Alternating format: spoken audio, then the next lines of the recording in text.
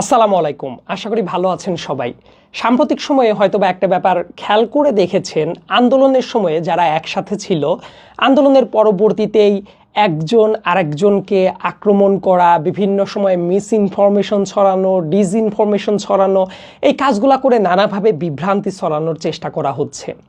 তো আমার কাছে যেটা মনে হলো, এই ব্যাপারগুলো একটু হাতে কলমে ধরে ধরে দেখিয়ে দেওয়ার দরকার আছে যে কিভাবে ডিসইনফরমেশনগুলো ছড়ায়। তবে একটা উদ্দেশ্য কি? উদ্দেশ্যটা হলো কেউ কাউকে শত্রু প্রমাণ করা না, কাউকে ছোট করে ফেলা না, এবং কারো অবদানকে অস্বীকার করাও না। কারণ আমরা এই সহসাই এত বিভক্ত হয়ে যাই, এই বিভক্ত হয়ে যাওয়ার সুযোগটা কারা পাবে? পতিত স্বৈরাচার কিন্তু সেই সুযোগটা পাবে। এবং দেখেন, ইচ্ছাকৃতভাবে আপনি যদি সত্যের সাথে মিথ্যার মিশ্রণ করেন, মানে ইন্টেনশনালি যদি ডিসইনফরমেশন ছড়িয়ে দেন, এতে করে আসলে কাদের পারপাসটা সার্ভ হয়? তো এই ব্যাপারগুলো কিন্তু মাথায় রাখাটা জরুরি। যাদেরকে নিয়ে ভিডিওতে কথা বলা হবে তাদের ব্যক্তিগতভাবে আমি তাদেরকে শত্রু জ্ঞান করি না, বরং আমি মনে করি কালেকটিভভাবে সবাই একসাথে কাজ করা স্টিল পসিবল, এবং সেটা অবশ্যই সম্ভব। কিন্তু ওই যে সবাই যে বিভ্রান্ত হয়ে যায় অনেক কিছু শুনলেই, মানে আন্দোলনকে নিয়ে, আন্দোলনের বিভিন্ন ব্যক্তিদেরকে নিয়ে, ওই ব্যাপারগুলো বোধ হয় যে একটু ধরে ধরে ধরে ধরে ব্যাখ্যা করার দরকার আছে। আমি পুরো ভিডিওতে দেখানোর চেষ্টা করব। সাম্প্রতিক একটা ভিডিওতে ইলিয়াস হোসেন, মানে উনি ভিডিওতে যত ধরনের স্পেকুলেশন তার সাইড থেকে, সেটা একেবারে সত্য বলে এস্টাবলিশ করার চেষ্টা করছেন, এবং সেটা শুনে অনেকে যেভাবে সত্য মনে করছে, আমার কাছে মনে হলো এটা খুবই প্রবলেমেটিক একটা ব্যাপার। এবং মানুষকে সমালোচনা করা উচিত, যে কাউকেই সমালোচনা করা যায়, কিন্তু সেই সমালোচনার জন্য তো সত্য জিনিস দিয়ে সমালোচনা করলে সেটা সবার জন্যই মঙ্গল হয়। কিন্তু সেটা করার জন্য ডিসইনফরমেশন কেন আসবে? ভিডিওটা অনেক লম্বা একটা ভিডিও হবে। প্রধানত আমি ওই ভিডিও নিয়ে কথা বলবো, এরপর তারপরে বিভিন্ন ব্যক্তিদের নিয়েও যে কথাবার্তা হচ্ছে এবং এই কাজগুলো আদৌ উচিত কিনা সেই ব্যাপারগুলো নিয়েও পুরো ভিডিওতে কথা থাকবে। আমি ইলিয়াস হোসেনের ওই ভিডিওতে চলে যাই। আমি কিন্তু তাকে খারিজ করে দেওয়ার পক্ষে না, এটা আমি আগেই বলে রাখি। কারণ অনেক আবার আফসোস লীগের কেউ মনে করতে পারে যে ইয়েস, তাকে একেবারে খারিজ করে দিতে হবে। না, আমি এই মাইনাস করা, অমককে খারিজ করে দেওয়া এই পন্থী মানুষ আমি না, বরং তারও অবদান থাকলে সেটাকেও রেকগনাইজ করা উচিত, এবং সেহেতু পজিটিভলি অনেক কাজ করতেই পারে, সেটাও আমি বিশ্বাস করি, এবং এই বিশ্বাস থেকেই কিন্তু আমি কথাগুলো বলছি। যেমন উনি সাম্প্রতিক সময়ে যে ভিডিওটা আপলোড করেছে আর্মিকে নিয়ে, আসিফ নজরুলকে নিয়ে, গভর্নমেন্টকে নিয়ে, 30 তারিখের একটা ষড়যন্ত্র প্লট, উনি নিজেই বলছিলেন, আমি জানি না সেটা কতটা যৌক্তিক, কিন্তু উনি যেভাবে স্পেকুলেট করছিলেন আর কি। তো এই ভিডিওটা দেখার পরে কয়েকটা আমি একদম পয়েন্ট ধরে ধরে কথা বলি। নাম্বার 1, বিজিবির যে ওই মহাপরিচালক নিয়ে যাকে কথা বলা হয়েছে, মেজর জেনারেল আশরাফকে নিয়ে, এবং বর্তমানে ডক্টর মোহাম্মদ ইউনুসের যিনি মিলিটারি সেক্রেটারি আছেন, তাকে নিয়ে যে ধরনের কথাবার্তা হচ্ছে, মেজর জেনারেল ফেরদৌসকে নিয়ে, আমার কাছে মনে হয়েছে এই কথাগুলো বলার যৌক্তিকতা আছে।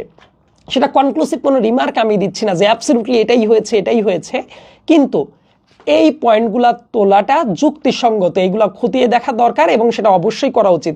মেজর জেনারেল ফেরদৌসকে নিয়ে অনেক আগেই কিন্তু জুলকারনাইন সায়ের, সেও কিন্তু অনেকগুলা পয়েন্ট সামনে এনেছিল, এবং সেটাও কিন্তু যুক্তিসঙ্গত বলেই আমি মনে করি। আমি এই পজিটিভ জিনিসটা আগে বলে নিলাম, কারণ এটাও অবশ্যই উচিত ছিল। তো তার পরবর্তীতে এই ভিডিওতে আমার কাছে মনে হয়েছে যে ধরনের ডিসইনফরমেশন আছে, সেই ব্যাপারগুলো আমি এবার আলোচনা করব। ডেট ধরে ধরেই তো উনি আলোচনাটা করছিলেন জুলাই মাসের। তো জুলাই মাসে প্রথম দিকগুলোর কথা আমি না বলে ডেসক্রিপটিভ অনেক কথা বলেছেন, অনেক ভিডিও দেখিয়ে মানে ব্যাপারটা একটা গল্প স্টোরি টেলিংয়ের দিকে এগিয়েছেন। 27-28 জুলাই আর্মির কর্মকাণ্ড নিয়ে উনি যখন ভিডিওর ভেতরে আলোচনাটা স্টার্ট করলেন, ভেতরে দেখলাম যে ফুটেজগুলো দেখানো হচ্ছে ওটা 27-28 জুলাইয়ের না, ওটা 5 আগস্টের পরে ছাত্ররা যখন হাইকোর্ট ঘেরাও করতে গিয়েছিল ওই যে বিচারপতিদের পদত্যাগ করানোর জন্য, ওই হাইকোর্ট চত্বরে আর্মি অফিসারদের সাথে ছাত্রদের যে তর্কাতর্কি হচ্ছিল, ওই সময়ের ফুটেজটা দেখানো হয়েছে 27-28 জুলাইয়ের বর্ণনার সময়ে। মানে জাস্ট ফুটেজটা যদিও অনেক মুখ্য আলোচনার ব্যাপার না, তারপরেও একটু ধরে দিলাম যে দেখেন, এক সময়ের ঘটনা আর এক সময়ে কিন্তু প্রেজেন্ট করাটা হয়েছে এই ভিডিওর ভেতরে। খুবই গুরুত্বপূর্ণ একটা কথা বলি, ওই ইলিয়াসের ভিডিওর মানে আমি তাকে শ্রদ্ধার সাথেই বলছি ইলিয়াস ভাই, কিন্তু তারপরেও যেহেতু পুরা ভিডিওতে আমি ইলিয়াস বলেই আমি সম্বোধন করছি নামের জন্য।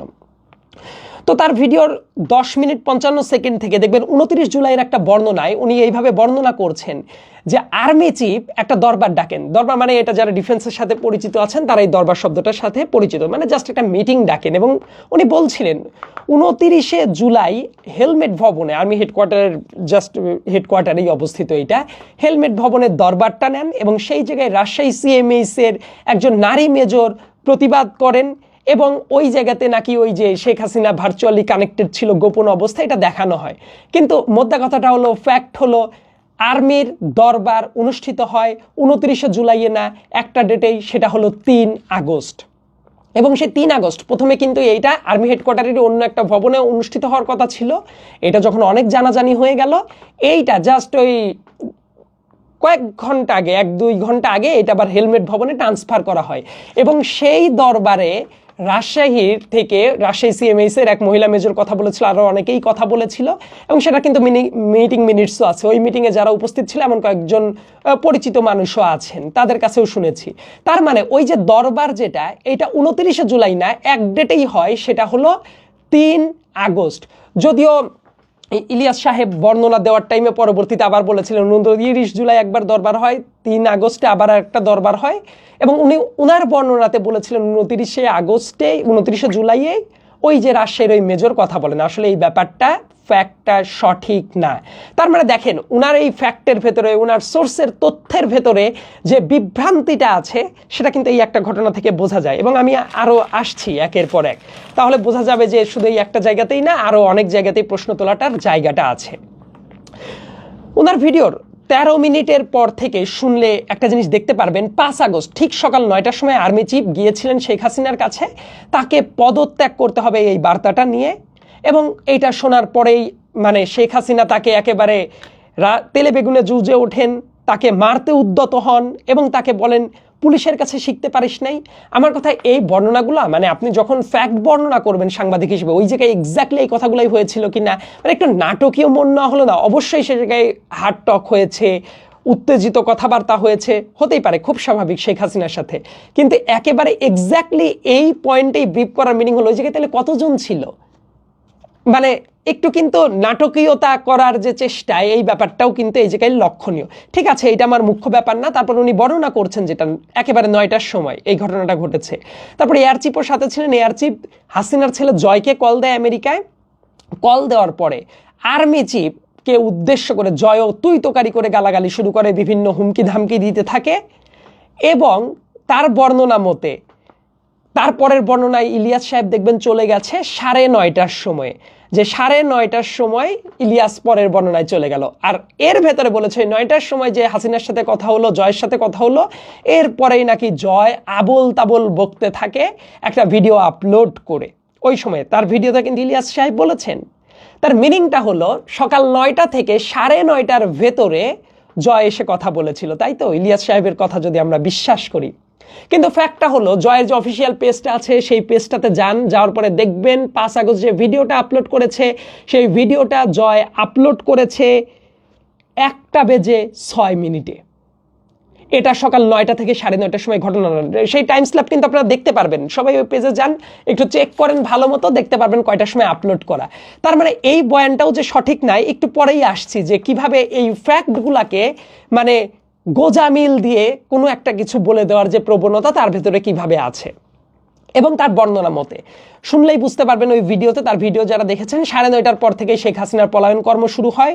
গণভবন থেকে চন্দ্রিমা উদ্যানের পাশে যে বাণিজ্য মেলার, যে পূর্বে বাণিজ্য মেলা হতো সেটার যে মাঠ আছে ওই জায়গায় যান, তারপর হেলিকপ্টারে করে এয়ারবেজে যায়, তারপরে ওই এয়ারবেজে গিয়ে বিমান বাহিনীর একটা প্লেনে উঠে অপেক্ষা করতে থাকে। এবং অপেক্ষা করতে করতে তার অপেক্ষা ছিল সালমান এফ রহমান এবং তারিক সিদ্দিকী, তার ডিফেন্স সেক্রেটারি যিনি ছিলেন, তাদের জন্য অপেক্ষা করছিলেন। এবং সালমান এফ রহমান নাকি ঠিক টাইমে আসতে পারেন নাই, এই টাইমে শেখ হাসিনা অগত্যা রওনা দিয়ে দিল। ফ্যাক্টটা হইল জেনারেল তারিক সিদ্দিকীর কি হইল, সেই বয়ান কিন্তু ইলিয়াসের ভিডিওর ভেতরে নাই। তার মানে একটা ঘটনার প্রবর্তনা করবেন উনি এবং তারপরে সেই ব্যাপারটা কিছুই হইল না, তার মানে শেখ হাসিনার সাথেই কি তারিক সিদ্দিকী পালিয়ে চলে গেছে? সেই বয়ানটাও কিন্তু এই ভিডিওর ভেতরে নাই। কি হলো এটা কেউ জানে না, নোবডি নোজ। যাই হোক, তো তার বর্ণনা মতে ইলিয়াস সাহেব তার ভিডিওর ভেতরে 16 মিনিট 20 সেকেন্ডের পরে এটা বলেছেন যে 10:45-এ সে উড়াল দিয়ে চলে যায়। এই তথ্যটাও একটা ডিসইনফরমেশন, কারণ এই সকাল 11:15টার টাইমে শেখ হাসিনা যায় না।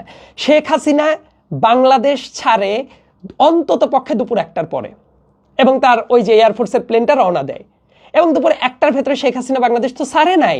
কিন্তু তাহলে উনার সোর্সগুলো, উনি বলছে সোর্স বলছে কি তথ্য দিল, মানে পরবর্তীতে যত পেঁচানো তথ্য আসবে একটু পরেই আমি আরো মেইন পয়েন্টগুলোতে যাব। তার আগেই দেখেন তার বয়ানগুলা বা তার সোর্সের তথ্যগুলা যে সঠিক না, তার রিফ্লেকশন তো ক্রমাগত তাহলে দেখতে পারছেন, রাইট? তারপরে আমরা একটা কথা বলি, ইলিয়াসের বর্ণনা মতে ঢাকা থেকে ওই প্লেনটা, এয়ারফোর্সের প্লেনটা উড়ে গেল কোথায়, কলকাতা গিয়ে তারা নামার পারমিশন পেল না। তারপর চলে গেল আগরতলায় গিয়ে পারমিশন পেল না। তারপর চলে গেল দিল্লিতে গিয়ে পারমিশন পেল না। পারমিশন না পেয়ে উদ্দেশ্যহীনভাবে অনেকক্ষণ চলাফেরা করলো। তারপর গাজিয়াবাদের ওই হিন্দন এয়ারপোর্টে নামলো। খেয়াল করে দেখেন, মানে বাংলাদেশি একটা এয়ারফোর্সের প্লেন কিন্তু মানে নর্মাল কোনো প্লেনও না, যে কোনো সেনা বাহিনী মানে সশস্ত্র বাহিনীর একটা যানবাহন অন্য একটা দেশে এতক্ষণভাবে উদ্দেশ্যহীনভাবে চলাফেরা করবে, ইন্ডিয়া কিছুই জানতো না। এটা কি হওয়া উচিত? কিন্তু অন্য অনেক বর্ণনাতে আছে কলকাতায় ঢোকার পরেই কিন্তু ওই প্লেনটাকে স্কট করার জন্য তাদের অন্য 2টা প্লেন ছিল। শেখ হাসিনা ভারতে গিয়ে এতক্ষণ ঘোরাফেরা করতে থাকবে আন্দাজে, ভারতীয় কর্তৃপক্ষ জানবে না। মানে একটু ফ্যাক্টটা মেলানোর চেষ্টা করেন তো, এরকম কি হয়? যারা বিভিন্ন সেক্টরে এক্সপার্ট আছেন তারা এই ব্যাপারটা একটু চিন্তা করবেন যে বাংলাদেশের একটা এয়ারফোর্সের প্লেন এতক্ষণ ধরে এক এক জায়গা থেকে এক এক জায়গায় ঘুরছে, ইন্ডিয়ানরা কিছুই জানে না। এটা হওয়া উচিত না। এবং তারপর র্যান্ডমলি অনেকক্ষণ ঘোরার পরে তারপর তাকে ওই হিন্দন বিমানবন্দরে নামার পারমিশন দিল। ব্যাপারটা আমার মনে হয় এরকম হয় নাই, এটা প্ল্যানই ছিল যে কোথা থেকে কোথায় যাবে, নিরাপদে কোন জায়গায় এক্সিটটা দেওয়া যায়, নিরাপদে কোথায় নামতে পারে, এই ব্যাপারটা প্ল্যান ছাড়া সে গেছে, এই ব্যাপারটা হওয়া উচিত না। ইলিয়াসের বর্ণনার সাথে এটা খুব একটা মিল আমি পাই নাই অন্তত পক্ষে। ঠিক আছে, এই বয়ানগুলো তো দেখলেন, মানে ফ্যাক্টের সাথে কিভাবে তার মন গড়া তত্ত্ব কিভাবে এস্টাবলিশ করে দেয় একটু বুঝতে সুবিধা হবে। আসিফ নজরুলকে নিয়ে উনি অনেক কথা বলেছেন। তো অনেক কথার ভেতরে আসিফ নজরুল গতকাল একটা মানে অন্য একটা প্রোগ্রামে ছিলেন, ওই জায়গায় সাংবাদিকদের কাছে প্রেস ব্রিফিং করতে গিয়ে উনি অনেক কথার জবাব দিয়েছেন। তো তার প্রেক্ষিতে আমার কাছে মনে হলো আরও কিছু কথা ক্লিয়ার করার একটু দরকার আছে।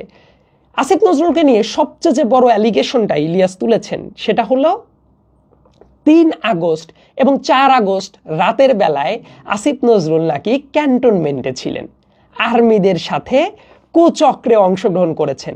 তার বর্ণনায় যেটা ছিল 3 আগস্ট ডিজিএফআই এর কার্যালয়ের পাশের একটা বিল্ডিংয়ে বসে major general Hamid, lieutenant general Mujibur তাদের সাথে নাকি একটা মিটিংয়ে বসে আসিফ নজরুল চক্রান্ত করার জন্য যে হাসিনা চলে যাওয়ার পরে কি হবে না হবে, এবং ওই জায়গাতে ওই মিটিংয়ে ইন্ডিয়ান গোয়েন্দা সংস্থার 16 জন ছিল। চিন্তা করে দেখেন, কোনো প্রমাণ নাই, কোনো প্রমাণ সে দেখাইতে পারে নাই, কিচ্ছু না, জাস্ট মুখের ওপরে এত বড় একটা অ্যালিগেশন দিয়ে দিচ্ছে। এর প্রমাণটা কই? আপনি প্রমাণ না দেখিয়ে এত বড় অ্যালিগেশন একটা দিয়ে দিবেন? তারপরে একটা কথা শুনেন যে 3 আগস্ট আসিফ নজরুল কই ছিল? ওই যে শহীদ মিনারে যে প্রোগ্রামটা ছিল, যে জায়গায় একেবারে হাসিনার পতনেরই ঘোষণা চলে আসে, ঠিক ওই মঞ্চে কিন্তু আসিফ নজরুল ছিলেন। এবং 3 আগস্ট রাতের বেলায় আসিফ নজরুল বাড়িতেও থাকতে পারেন নাই, সে কিন্তু টার্গেটেড ছিল, তাকে অ্যারেস্ট করার সন্দেহ ছিল, তাকে নিপীড়ন করার মতো সম্ভাবনা ছিল। এবং আসিফ নজরুল তিনি নিজেই ক্লিয়ার করে দিয়েছেন উনি ওই দিন কোথায় ছিলেন। ওই ফুলার রোডের 19 নম্বর বাসা, ডিইউ এর একজন প্রফেসরের বাসা ছিল মোস্তফা মামুন, তার বাসায় উনি আশ্রয় নিয়েছিলেন, নিজের বাসায় থাকতে পারেন নাই। সো সাংবাদিক ভাইদেরকে বলবো মোস্তফা মামুনকে গিয়ে জিজ্ঞাসা করেন, একেবারে তো ক্লিয়ার কাট বলেই দিয়েছে মোস্তফা মামুন, তার কাছে গিয়ে শুনলেই তো হয়। মানে আসিফ নজরুল কিন্তু ওই মোস্তফা মামুনের বাসায় গিয়ে আশ্রয় নিয়েছিল, এই ব্যাপারটা আমিও জানতাম, কারণ আমার সাথেও তো তার কথাও হতো তখন। কারণ আমরা যারা দেশের ভেতরে থেকে অনেক আগে থেকেই টার্গেটেড ছিলাম, তাদের কিন্তু প্রতিনিয়ত মানে টার্গেটেড থাকলে দেশের ভেতরে কি হয় এই ব্যাপারটা আশা করি সবাই জানেন। সেই দুর্বিষহ স্মৃতিগুলো নিয়ে আর কথাবার্তা না বলি। এমনকি ওই টাইমে মাঝে মাঝে খবর আসে তাকে গ্রেপ্তার করা হবে কিনা, তার নাম্বারে তো পাওয়া যেত না। তারপর তার ওয়াইফ যাচ্ছেন শিলা আহমেদ, তার কাছে ফোন দিয়ে জিজ্ঞেস করা হতো, তারপর শিলা আহমেদ বলল যে না, পাশের বাসায় একজন প্রফেসরের বাসায় মোটামুটি আশ্রয় নিতে পেরেছে। মানে এই ঘটনাগুলো কিন্তু ঘটছিল, কিন্তু তাকে বানিয়ে দিল ভারতীয় গোয়েন্দাচরদের সাথে নাকি আলোচনা করছিল। ভারতীয় গোয়েন্দাদের সম্পর্কে একটু পরে আসি। 4 আগস্ট ইলিয়াস তার ভিডিওতে বর্ণনা করেছেন, তার ভিডিওর 19 মিনিট 30 সেকেন্ডের পর থেকে এই বর্ণনাটা আছে, তার যে ভিডিওটা আপলোড করেছেন, যে 4 আগস্ট নাকি সারা রাত আসিফ নজরুল ক্যান্টনমেন্টের ভেতরে ছিলেন এবং ওই জায়গায় বসে সারা রাত উনি আর্মিদের সাথে বসে বসে প্ল্যান করেছেন। কিন্তু ফ্যাক্টটা হলো 4 তারিখ রাতের বেলায় আসিফ নজরুল একটা জুম মিটিংয়ে জয়েন করেন। দেশ এবং দেশের বাইরের বিভিন্ন মানুষ, দেশের বাইরের, তারা একটা জুম মিটিংয়ে ছিল, কানেক্টিং একটা মিটিংয়ের ভেতরে ছিল Asif Nazrul joined over there. সেই কমিউনিটিতে এখনও এক্সিস্ট করে। সেই মিটিংয়ে কি হয়েছে সেটাও সবাই জানে, ওইটা পরে পাবলিশও করা হয়। সো আসিফ নজরুল ক্যান্টনমেন্টের ভেতরে বসে এই আওয়ামী লীগের চোখে তারা দেশ বিরোধী পরিকল্পনা করছিল, তাদের সাথে একসাথে ছিল। মানে এটা বিশ্বাসযোগ্য কোনো কথা? এবং তারপরে ওই মিটিংয়ের পরে আবার কিন্তু ওই মোস্তফা মামুনের বাসাতেই আসিফ নজরুল ছিলেন। এবং 4 তারিখ রাতের বেলায় তো আসলে কেউই মোটামুটি ঘুমানোর কথা না, আমরাও তো আসলে ঘুমাইতে পারি নাই 4 তারিখ রাতের বেলায়। ফজরের আজান দিল, তার কিছুক্ষণ পরে একজন সিনিয়র একজন ভাই আমাকে কল দিল যে আসিফ নজরুলকে অ্যারেস্ট করার মতো কিন্তু একটা সম্ভাবনা আছে। আসিফ নজরুল এবং ঢাকা বিশ্ববিদ্যালয়ে যারা আন্দোলন করেছে বিভিন্ন জায়গায়, কিন্তু কেউ তো কারোর সাথে খোঁজ নেওয়া যাচ্ছে না। তো ওই মুহূর্তে আমার মনে আছে আমি শিলা আহমেদের সাথে যোগাযোগ করি ওই ফজর নামাজের পরে, যাতে করে ততক্ষণ তো 5 তারিখ হয়ে গেছে, যে আসিফ নজরুল স্যার কি সেফ আছে কিনা। তো উনি খোঁজ নিতে জানলেন না, এখন পর্যন্ত সেফ আছে, মোটামুটি সেফ স্টের ভেতরেই আছে এখন পর্যন্ত। তো এই হলো ঘটনা, কিন্তু তাকে বানাই দিলেন পুরা রাত উনি ক্যান্টনমেন্টের ভেতরে ছিলেন। মানে এটা একেবারে মিথ্যা কথা। এবং আমার কাছে মনে হয় এইটাই মিথ্যা কথা বলে আসলে কি লাভটা হয়? যিনি এই ভিডিওটা বানিয়েছেন, আপনিও তো বিভিন্ন ক্ষেত্রে জাতির জন্য কিছু কাজ করেছেন, কন্ট্রিবিউট করেছেন, এই ধরনের ডিসইনফরমেশন কেন ছড়ালেন? এবং তাহলে আপনি প্রুফ করে দেন 4 তারিখে যে উনি সারা রাত ক্যান্টনমেন্টে ছিল, বার্ডেন অফ প্রুফ কিন্তু আপনার উপরে। এখন আপনি সলিড প্রুফ এনে দেখান যে 4 তারিখ উনি সারা রাত এই জায়গাতে ছিল। এবং আসবো আরও কিছু ব্যাপারে, যে অতীতেও যে এই ধরনের কিছু প্রোপাগান্ডা আপনি ক্যাম্পেইন করেছেন, সেটারও কিন্তু কিছু একেবারে মানে আনডিনাবেল কিছু প্রুফ আছে, সেই জায়গাতে আমি একটু পরে আসব। তারপরে আবার একটা ব্যাপার, আপনার ভিডিওর 19 মিনিটে আপনি একটা ব্যাপার পোস্ট করে বলছেন যে ক্যান্টনমেন্টে থেকে উনি 4 তারিখ 2টা পোস্ট করেন, একটা 4 তারিখ রাতের বেলায় আর্মিকে অ্যাড্রেস করে, এবং এই কারণে বলছেন যে আর্মির সাথে এটাও ছিল ষড়যন্ত্রের অংশ। আসিফ নজরুল ওই স্ট্যাটাসটা যেটা দিয়েছিলেন 4 তারিখ রাতের বেলায়, যে patriotic BD army, Bangladesh army, please save the children, students and people of Bangladesh from armed murderers, Bangladesh is crying today, please please. So এইটাকে উনি চক্রান্ত বানালেন, যে আর্মির সাথে বসে যেহেতু উনি প্ল্যান করেছেন, এখানে আর্মির ইমেজ বিল্ডিং করছিলেন। তো বাংলাদেশ আর্মি কি ওই টাইমে পুরাটাই প্যাট্রিয়টিজম কারো ভেতরেই ছিল না? জুনিয়র অফিসার যারা ছিল তারা 20 তারিখের পরেই একটা চিঠি লিখেছিল, মনে আছে? জুলকারনাইন স্যার সে চিঠিটা পোস্টও করেছিল, এবং জুনিয়র অফিসাররা এই আন্দোলনে ব্যাপকভাবে সহায়তা করেছে। তারা জনগণের বিরুদ্ধে অবস্থান নিতে চায় নাই, অ্যান্ড প্রবাবলি তারা যে চায় নাই, তাদের যে আকাঙ্ক্ষা ছিল জনগণের পক্ষে থাকা, দ্যাটস ওয়াই আর্মিও শেষ পর্যন্ত জনগণের ইন্টেনশনটা বুঝতে পেরে হাসিনার পক্ষে আর কাজ করে নাই। তাহলে অবস্থা অনেক অন্যরকম হতে পারতো। তাই আহ্বান জানানোটা কি ষড়যন্ত্রের কাজ হয়? এবং আর্মি, যারা আর্মি আছে, আপনাদের বিভিন্ন পরিচিত মানুষজন আর্মিতে সার্ভিসে আছে, তাদের কাছে একটু জিজ্ঞাসা করেন, অডিয়েন্স যারা, তাদের কাছে বলছি, যে মানুষের আকাঙ্ক্ষাটা তখন কি ছিল? এই অ্যাড্রেস করাটা কি ভুল? আমাদের পিনাকি ভট্টাচার্য দাদা, উনিও তো 4 তারিখে একটা পোস্ট করেছেন যে আর্মির ভেতরে কেউ কেউ খারাপ কাজ করছে, কিন্তু একটা অংশ আছে তারা পজিটিভভাবে চিন্তা ভাবনা করছে। আরও অনেক আগের থেকেই অনেকে, আমরাও স্ট্যাটাস দিচ্ছিলাম অনেক আগের থেকে, যে বাংলাদেশ আর্মি জনগণের বুকে গুলি চালানো উচিত না। আমরাও বিভিন্নভাবে আপিল করেছি যে দেশপ্রেম মানে হলো এই টাইমে জনগণের পাশে দাঁড়ানো। এইটা কি ওই ষড়যন্ত্রের অংশ? এটা খুবই একেবারেই হাস্যকর একটা কথা হয়ে গেল। ওই ভিডিওর 19 মিনিটে এই কথাটা বলা ছিল। তারপরে আরেকটা ব্যাপার, ইলিয়াস হোসেন আরেকটা যেটা বলছিলেন, সো 5 আগস্টে আসিফ নজরুল সকালবেলার দিকে যে একটা পোস্ট দেন, দুপুরের দিকের দিকে, ওই যে কেউ খবরদার হিন্দুদের এলাকা বা মন্দিরে আক্রমণ করবেন না, কোনো কিছু করবেন না, এইটাকে উনি ষড়যন্ত্র হিসেবে দেখছেন। উনি তাহলে জানলেন কিভাবে আক্রমণ করা হয়? এটা তো হাসিনার বহু পুরাতন মডেল।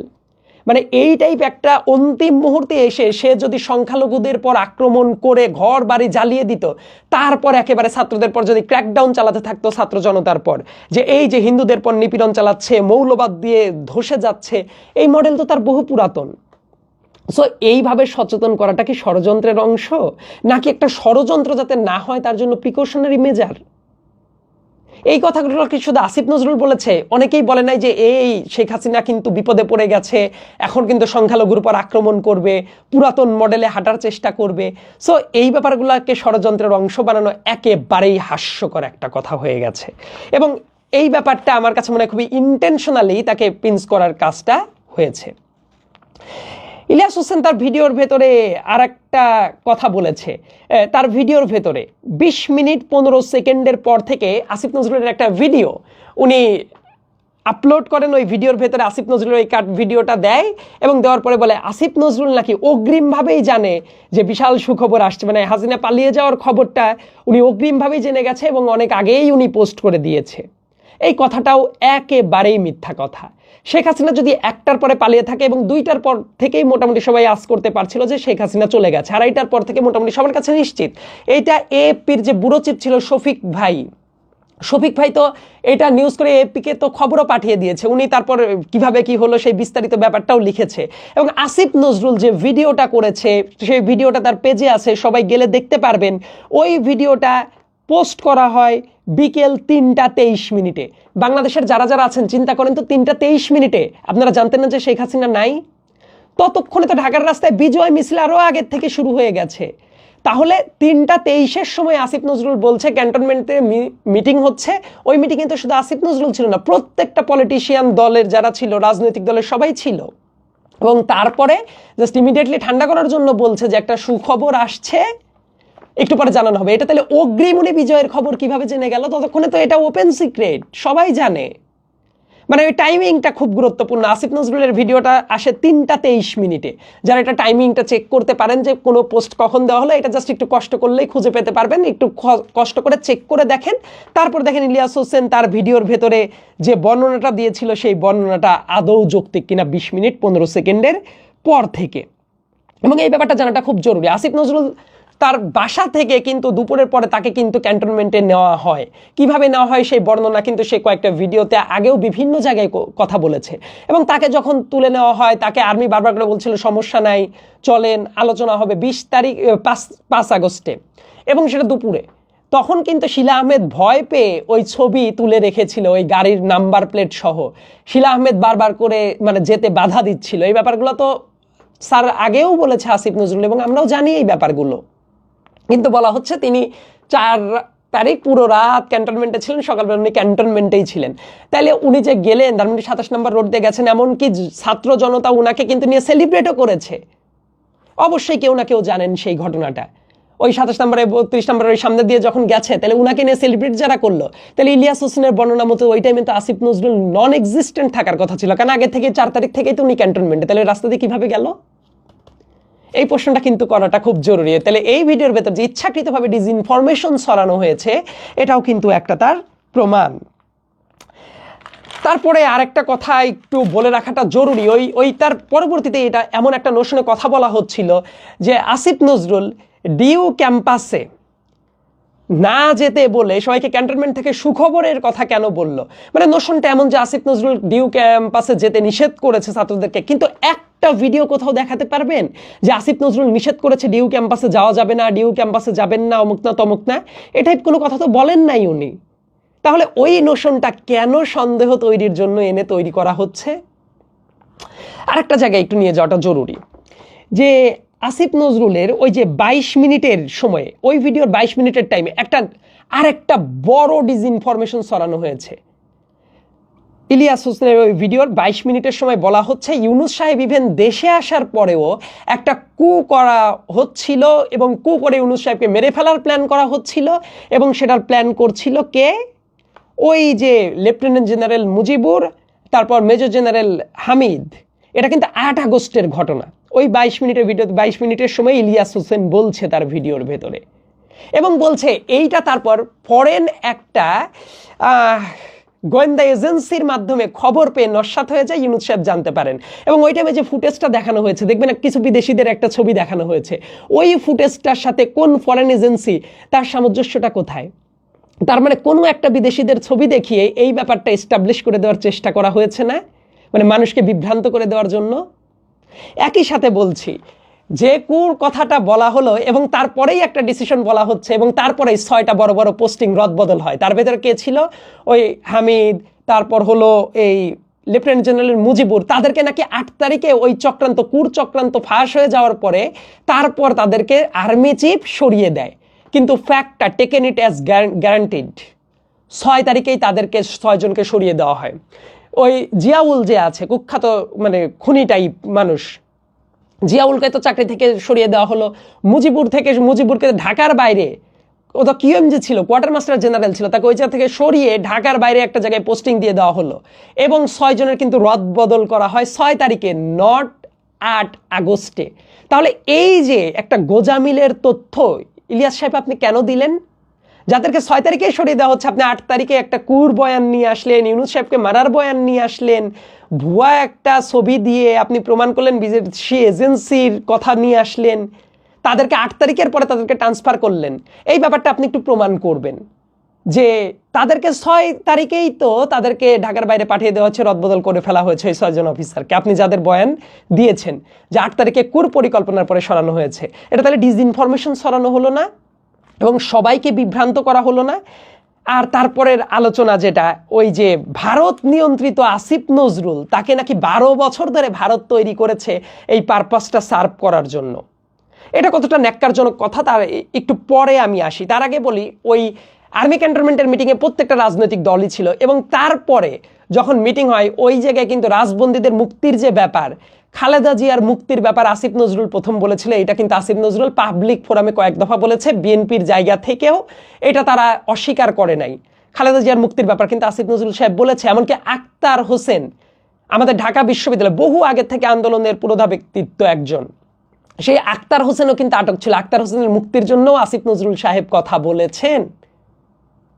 মানে রাজবন্দীদের মুক্তির ব্যাপারে কিন্তু আসিফ নজরুল সরব ছিলেন ওই মুহূর্তেও। এবং যা ডিসিশন নেওয়া হয়েছে প্রত্যেকটা রাজনৈতিক দলে ছিল, সব দোষ আসিফ নজরুলের। মানে যা দোষ সব আসিফ নজরুলের পর চাপিয়ে দেওয়া হচ্ছে। আসিফ নজরুল এইটা করে নাই, আর্মি ক্যান্টনমেন্টে গিয়ে সব আসিফ নজরুল কন্ট্রোল করেছে, বিপ্লবী সরকার হইতে দেয় নাই, শপথ নিতে দেয় নাই, সব আসিফ নজরুলের দোষ। বিপ্লবী সরকার করার দরকার ছিল কি ছিল না, ওই জায়গাতেও একটু পরে আমি আসছি। আসিফ নজরুলকে যেভাবে বলা হচ্ছিল যে উনি ভারতীয় পারপাস সার্ভ করছেন, বিগত 12 বছর ধরে ভারত তাকে তৈরি করেছে। বাংলাদেশে যারা ছিলেন, বাংলাদেশে যারা কথা বলেছেন এই স্বৈরাচারের বিরুদ্ধে, কতজন মানুষ বাংলাদেশে বসে থেকে কথা বলেছেন?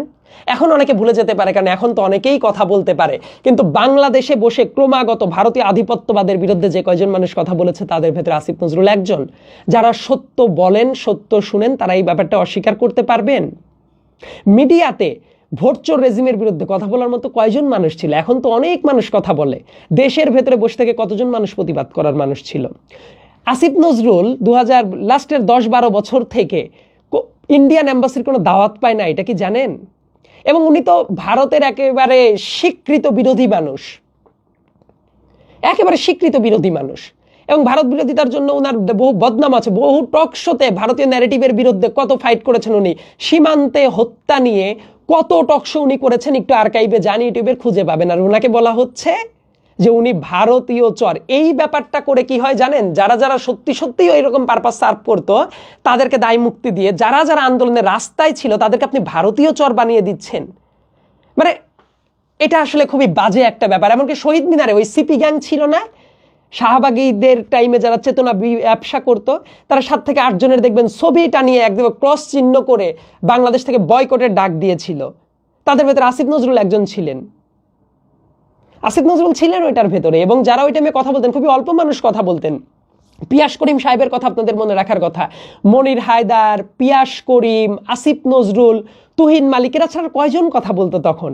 আর ওই সময় থেকে যারা ওই 11, 12, 13 সাল থেকে যারা কথা বলছে, আপনারা তাদেরকে বানিয়ে দিচ্ছেন ভারতীয় এজেন্ট, ভারতীয় চর। ভারত 12 বছর ধরে তৈরি করেছে। এইভাবে ট্যাগ দেওয়ার কালচার যে কত বাজে, এবং এরা কিন্তু ডিরেক্ট এই আন্দোলনের পার্ট ছিল। তার মানে তাদেরকে ভিলেন ক্যারেক্টার দিয়ে দিলে লাভটা আসলে কাদের হচ্ছে? এই প্রশ্নটা আমার মনে হয় যে দেশের সবারই বোঝা উচিত যে এই টাইপ প্রশ্ন করলে লাভটা কাদের হয়। আবরার ফাহাদ ইস্যুটার কথা নিশ্চয়ই মনে আছে। আবরার ফাহাদ ইস্যুর পরে দেখবেন ঢাকা বিশ্ববিদ্যালয়ে কয়জন টিচার আন্দোলনে প্যাট্রোনাইজ করেছিল, আসিফ নজরুল তার ভেতরে একজন ছিলেন। এমনকি আক্তার ভাই ওই যে 8 স্তম্ভ নির্মাণ করার ক্ষেত্রে যখন পদক্ষেপ নিলে তারপরে কত নিপীড়ন হয়েছে আবরার ফাহাদের পক্ষে যখন ক্যাম্পেইনগুলো গড়ে তুলেছে। আসিফ নজরুল ওই টাইমে আবরার ফাহাদের জন্য এই ধরনের ক্যাম্পেইন করার জন্য আক্তার ভাই তো বিভিন্ন মানুষের কাছে তার প্রোগ্রাম করতে কিছু টাকা দরকার, আসিফ নজরুল কিন্তু টাকা দেওয়াও মানুষ। আক্তার ভাইয়ের কাছে জিজ্ঞেস করেন আক্তার হোসেন, ঢাকা বিশ্ববিদ্যালয়ে যারা আছেন আক্তার হোসেনকে চিনেন না, এমন মানুষ নিশ্চয়ই থাকা উচিত না। তার কাছে গিয়ে জিজ্ঞেস করেন যে আবরার ফাহাদের ওই প্রোগ্রামে উনি টাকা দিয়েছেন কিনা। তার মিনিংটা হইল ভারত বিদ্বেষী জায়গায় মানে ভারতীয় আধিপত্যবাদের বিরুদ্ধে উনি সবসময় সরব ছিলেন, আর ওনাকে বানিয়ে দিচ্ছেন ভারতীয় এজেন্ট, ভারতীয় গোয়েন্দা সংস্থার এজেন্ট। মানে কি নির্মম বাজে কথা যে 3 তারিখে ক্যান্টনমেন্টে বসছে, ভারতীয় গুপ্তচররা ছিল 16 জন, তার ভেতরে যে উনি মানে ঘুটুক বাঁকায় আসছেন। যাই হোক, এই রোজার মাসের ভেতরেও ঢাকা বিশ্ববিদ্যালয়ে যারা আছেন তাদের জানার কথা, কোরআন তেলাওয়াতের প্রোগ্রাম করার জন্য, মসজিদে দাওয়াত দেওয়ার জন্য ঢাকা বিশ্ববিদ্যালয়ের ছাত্রদেরকে শিবির সাজিয়ে একেবারে পিটিয়ে কি নির্মম অত্যাচার চালিয়েছিল ছাত্রলীগ। তারপরে ঢাকা বিশ্ববিদ্যালয়ের ওই ছাত্ররা, নিপীড়িত ছাত্ররা মানববন্ধন করে, ওই প্রোগ্রামে ঢাকা বিশ্ববিদ্যালয়ে একজন টিচার গিয়ে দাঁড়িয়েছিল তাদের পেছনে, দ্যাট ইজ আসিফ নজরুল। মানে শিবির ট্যাগ দিলে অন্য সব টিচাররা ভয়ে দৌড়াতো, আসিফ নজরুল কিন্তু ভয়েস হিসেবে দাঁড়িয়ে যেত। আমরাও তো ক্যাম্পাসে যখন ছিলাম 7 বছরে যত অন্যায় অবিচার হয়েছে, ছাত্ররা যারা ঢাকা বিশ্ববিদ্যালয়ে ছিলেন বিভিন্ন আন্দোলন নিপীড়নের ভেতরে ছিলেন, একটু চিন্তা করে বলেন তো যে আসিফ নজরুল সাথে ছিল না সব সময়? এবং আরো কয়েকজন টিচার, খুবই অল্প কয়েকজন টিচার ছিল, আর অধিকাংশ টিচার কি তোষামোদি করে বেড়াতো না। আর আসিফ নজরুলকে বানিয়ে ফেলছেন ভারতীয় চর। কোরআন তেলাওয়াতের প্রোগ্রামে দাঁড়ানোর পরে অন্য কোনো টিচার, ওই ল ডিপার্টমেন্টের সামনে প্রোগ্রামটা হয়েছিল, আসে নাই, আসিফ নজরুল ওয়াজ দেয়ার। এই যে এই তথ্যটা একটু ভেটিং করায় নিন সবার কাছ থেকে, তাহলে বুঝতে পারবেন। এমনকি 2021 সালে উনার অফিস কিন্তু তালা দিয়ে আক্রমণ করা হয়, উনার পর আক্রমণ করে ছাত্রলীগ। কারণ কি, ওই যে আফগানিস্তানে যখন পতন ঘটে তারপর বলছিল বাংলাদেশে পতন হইলে কিভাবে যাইতে পারবে না হাসিনারা, অমুক তমুক এই টাইপ কথা বলেছিল। ছাত্রলীগ উনাকে নিয়ে মিছিল করেছিল, উনার অফিস, চেয়ারম্যানের অফিস তালা বন্ধ করে উনাকে আসতে দেওয়া হবে না, এই ক্যাম্পেইন করেছিল। সারাটা জীবন তাদের নিপীড়নের শিকার ছিল, আর তাকে বানিয়ে দিচ্ছেন এজেন্ট, তাকে বানিয়ে দিচ্ছেন অমুক তমুক। এইসব কথা শুনলে আসলে খুবই হাস্যকর লাগে। যে জাস্ট চিন্তা করেন, এই আন্দোলনের আগেও কয়জন মানুষ কথা বলেছিল? ঢাকা বিশ্ববিদ্যালয়ে ছাত্রদের আন্দোলনে কয়জন টিচার নেমেছিল? ও থানায়, শাহবাগ থানা থেকে ছাত্র সারিয়ে আনা অল্প কয়েকজন টিচার কিন্তু সেই জায়গায় গিয়েছিল। আসিফ নজরুল ওয়াজ দেয়ার। সমন্বয়ক যাদেরকে আটকে রাখা হয়েছিল ডিবি অফিসে, তাদেরকে ছাড়ানোর জন্য যে টিমটা গিয়েছিল, তাদের ভিতরে লিডিং ফেসও কিন্তু আসিফ নজরুল ছিল। এটা সমন্বয়কদের কাছে জিজ্ঞেস করেন, ওই টাইমে টিভি মিডিয়ায় যারা ইন্টারভিউ দিয়েছিল তাদের কাছে জিজ্ঞাসা করেন। আসলে এই জিনিসগুলো ভুলে গিয়ে যদি ভিডিওর ভেতরে একটা প্রোপাগান্ডা ছড়িয়ে কাউকে ক্যারেক্টার অ্যাসাসিনেশন করা যায়, সেটা বোধহয় অনেকে পছন্দ করে, এবং এই ফ্যাক্টটা চেক না করে যা খুশি তাই বলে দেওয়া যায়। কারণ এখন তো অনেকেই স্বাধীনভাবে অনেক কথা বলতে পারে। তো আমার মনে হয় যে এই ব্যাপারগুলো একটু চিন্তা ভাবনা করে বলাটা বোধহয় যে ভালো। আর তা না হলে এটা মনে হয় নেহাত একটা অবিচার হয়ে যায়। বরং আসিফ নজরুলের জেনুইন সমালোচনা করার জায়গা আছে, অনেকগুলো স্টেপ নিয়ে এই 5 আগস্টের পরে উনি চেয়ারে বসার পরে জেনুইন কিছু সমালোচনা অবশ্যই করা উচিত। এটা আমিও মনে করি। আমিও কিন্তু ওনার একেবারে সামনাসামনি হওয়ার পরে কয়েকটা জায়গায় প্রশ্ন করেছি যে স্যার এই এই জায়গা আমার কাছে মনে হচ্ছে ঠিক হচ্ছে না, এটা এইভাবে করা উচিত ছিল, এইভাবে করা যায়। কিন্তু সেটা না করে মিথ্যা তথ্য দিয়ে কাউকে তো আসলে ভিলেন বানালে লাভটা কি হয় আমার বোধগম্য না। ডিউ এর কতজন রাস্তায় নেমে, এবং একটা জিনিস খেয়াল করে দেখেন, যারা রাস্তায় নেমে আন্দোলন করেছে তাদেরকে যদি, এবং এই আন্দোলনের ভেতরে যারা ছিল তাদেরকে যদি একে একে এইভাবে ক্যারেক্টার অ্যাসাসিনেশন করা হয়, ভিলেন বানিয়ে দেওয়া হয়, লাভটা কাদের হয়? দেখবেন এই কাজ কিন্তু শুরু হয়েছে। আন্দোলনের বিভিন্ন অংশ যারা ছিল স্টেক হোল্ডারদের ভিলেন বানানো শুরু হয়েছে। বিভিন্ন পত্রিকার ইস্যু নিয়েও দেখবেন আমাদের বন্ধু, আমার বন্ধু নাহিদ ইসলাম, কত স্যাক্রিফাইস ছেলেটার করতে হয়েছে। নাহিদ যখন ওই যে প্রথম আলোর অফিসে যখন আক্রমণ করলো, নাহিদ যখন কথা বললো দেখলাম নাহিদও খারাপ। আসিফ নজরুল ক্যান্সেল, নাহিদ ইসলাম ক্যান্সেল, তারপর ফাহাম আব্দুল সালাম ক্যান্সেল, মির্জা ফখরুল ইসলাম আলমগীর ক্যান্সেল, জাহেদ ভাইও দেখলাম তো একটা কথা বলেছে, জাহেদ ভাইও খারাপ। তাহলে সবাই এরা খারাপ, ভালো কারা? মানে আন্দোলনের সাথে যাদের যাদের ডিরেক্ট স্টেক ছিল প্রত্যেকে যদি এভাবে বিতর্কিত করার মিশনে থাকে, তাহলে তা আওয়ামী লীগের টোনেই কথা বলা হচ্ছে। মানে আওয়ামী লীগের বয়ান আর এই বয়ান যদি এক হয়ে যায়, দ্যাট ইজ সিরিয়াসলি প্রবলেমেটিক। আরেকটা জায়গায় আমি একটু কথা বলার চেষ্টা করি, সেটা বোধ হয় যে একটু দরকার। ওই ভিডিওর ভেতরে আরেকটা জিনিস দাবি করা হচ্ছিল, আসিফ নজরুল প্রধান উপদেষ্টা হওয়ার তার খায়েশ ছিল, আর্মির সাথে এটা প্ল্যান করেছিল। কারণ আসিফ নজরুল একবার ছাত্রদের দাবির পরে এটা বলেছিল যে ইউনূস সাহেব প্রধান উপদেষ্টা হবে কি না, এটা নিয়ে উনি একটা প্রশ্ন তুলেছিলেন। কারণ এর আগেও কিন্তু ইউনূস সাহেবকে, এর বিভিন্ন আগে তত্ত্বাবধায়ক সরকার ইস্যুতে বিভিন্ন জায়গায় এর আগের বছরগুলোর কথা বলছে, যখন বলা হয়েছে উনি বলছেন না আমার এই টাইপ কোনো ইন্টেনশন নাই। কিন্তু লাকিলি যখন উনি হয়েছে, মানে ওনার এই ভিডিওটার ভেতরে যারা যারা দেখেছেন ইলিয়াস হোসেনের এই ভিডিওটা, মনে হচ্ছে না ডক্টর আসিফ নজরুল বনাম ডক্টর মোহাম্মদ ইউনুস। কিন্তু যে জিনিসটা জানেন না, ডক্টর মোহাম্মদ ইউনুসের সাথে আসিফ নজরুলের সম্পর্ক অত্যন্ত ভালো, এবং ডক্টর মোহাম্মদ ইউনুসকে যখন জুডিশিয়ারির মাধ্যমে হেনস্থা করা হয়, কোর্টে তোলা হয়, কি পরিমাণ নিপীড়ন চালানো হয়, তখন ইউনুস সাহেবের পাশে মাত্র হাতে গোনা যে কয়েকজন মানুষ ছিলেন, তাদের ভেতরে একজন ছিলেন আসিফ নজরুল, আরেকজন খুব ঘনিষ্ঠভাবে নিউজগুলো কাভার করতো শফিকুল আলম, এপির ব্যুরো চিফ ছিলেন তখন, এখন যিনি প্রেস সেক্রেটারি হয়েছেন। এই মানুষদের কিন্তু ব্যক্তিগত স্ট্রাগলের গল্পটা আছে হাসিনার দ্বারা, তারা কিন্তু নিপীড়িতও হয়েছে এই কাজগুলো করার জন্য। ঢাকা বিশ্ববিদ্যালয়ের টিচাররা যখন এই দাবি তুলছিল ডক্টর মোহাম্মদ ইউনুসের নোবেল প্রাইজ তুলে নেওয়া হোক, বিভিন্ন বিশিষ্টজনেরা যখন ইউনুসের বিরুদ্ধে মানে ক্যাম্পেইন চালাচ্ছিল, তখন আসিফ নজরুলরা কিন্তু ইউনুস সাহেবের পাশে গিয়ে দাঁড়িয়েছিল। 2023-এর হিসাব, অনেকেই তখন রাজনীতি নিয়ে অনেক কথাবার্তা বলতেন, এখন তো ম্যাচ লেভেলের রাজনীতি নিয়ে কথা হয়। সো এই ব্যাপারগুলো একটু চিন্তা ভাবনা করার চেষ্টা করবেন। আর ডক্টর মোহাম্মদ ইউনুস প্রধান উপদেষ্টা হলে আসিফ নজরুলের সবচেয়ে খুশি হওয়ার কথা, এবং উনি কিন্তু ওইটা আমি ওইটাই বলেছেন। ইনফ্যাক্ট ডক্টর মোহাম্মদ ইউনুসের প্রধান উপদেষ্টা হওয়াটা বাংলাদেশের জন্য একটা ব্লেসিং, এবং সামনের বাংলাদেশেও নানা ধরনের সংকট আসবে ইন্টারন্যাশনালি, সেটা কিন্তু অলরেডি পরিলক্ষিত হচ্ছে। এইগুলো চ্যালেঞ্জ মোকাবেলা করার জন্য ইউনুসের মতো একজন আইকনিক ফিগার বাংলাদেশের শুধু এখনই দরকার না, ইভেন দলীয় কোনো সরকার ভবিষ্যতে যদি আসে, সেই সরকারেও যদি কোনো না কোনো ক্যাপাসিটিতে ডক্টর মোহাম্মদ ইউনুস থাকেন, যে রাষ্ট্রপতি হিসেবে থাকলেন বা কোনো ক্যাপাসিটিতে, সেটা বাংলাদেশের জন্য ভালো। আর দেখেন গিরিঙ্গিটা লাগিয়ে দেওয়া হচ্ছে কিভাবে, যে ডক্টর ইউনুস বনাম আসিফ নজরুল, কিন্তু ব্যাপারটা এইরকম না। ডক্টর মোহাম্মদ ইউনুসও ব্যাপারটা শুনলে বোধ হয় যে উনিও হাসবেন, এবং ছাত্র উপদেষ্টা যারা